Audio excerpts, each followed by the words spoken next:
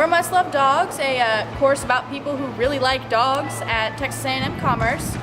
Our class is about learning about dog care, learning about rescue dogs. We are doing a fundraiser where all sales will help to rescue and rehabilitate dogs who need homes and provide service dogs to individuals with disabilities and or veterans who might benefit from a service dog.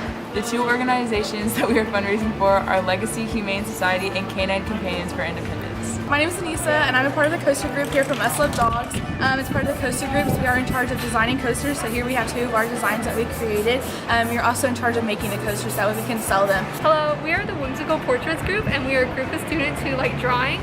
We are creating whimsical portraits of people's pets to benefit the Legacy Humane Society and Canine Companions for Independence. So students for the Must Love Dogs class went to the Rockwell Adoption Center and sold some dog treats and other items made by the students here, like bandanas and coasters. And while we were there, we also got to see some puppies, so it was a win-win situation. A documentary that we watched in class is called Madonna on the Mills, and basically it explained the severity of puppy mills in the country today. And so basically we learned the harsh treatment that puppies undergo when they're being bred by these breeders. And so they're being treated inhumanely, and they're not getting the resources that they need, and they're being forced to breed and reproduce. So something that we all learned in this class was to advocate for reputable and responsible breeders, or to adopt and not shop.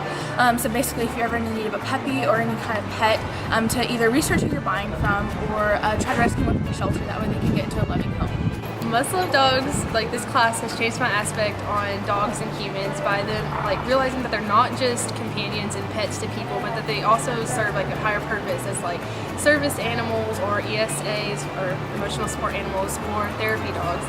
And so they help in more ways than just being there to be your pet. They also detect cancer and things now. So service dogs are individually trained to perform specific tasks and work with people with disabilities.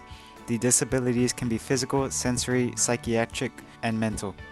They are also given full public access rights, which means they are allowed to go wherever their owner goes. Emotional support dogs are trained for a specific owner, but they are not trained for specific tasks or duties to aid a person with a disability. They are considered companion animals and ease anxiety, depression, some phobias, and loneliness. In order to be considered an emotional support dog, it must be prescribed by a mental health professional.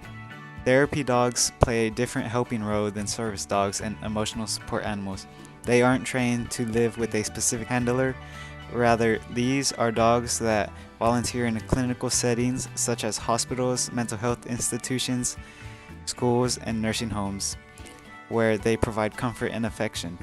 Therapy dogs are trained to be comfortable in new environments and to interact with different people. They also don't have the same full public access rights as service dogs. Canine Companions for Independence is a non-profit organization that enhances the lives of people with disabilities by providing highly trained assistance dogs at no charge to the recipient. The mission of Legacy Humane Society is to provide assistance to dogs and cats that have been abused, neglected, and abandoned. They are brought together by a common belief that it is our community's responsibility to help give adequate care and attention to the animals in need of permanent homes and veterinary assistance. One of the guest speakers that came to our class is Jason Morgan. He is a disabled veteran who was in the Air Force Weather Control Squad. He also has a service dog named Rue, who helps him do his daily tasks. When he came to visit us, he shared his experience with his service dogs and showed us how important it is to fund organizations that help disabled people get the service dogs they need.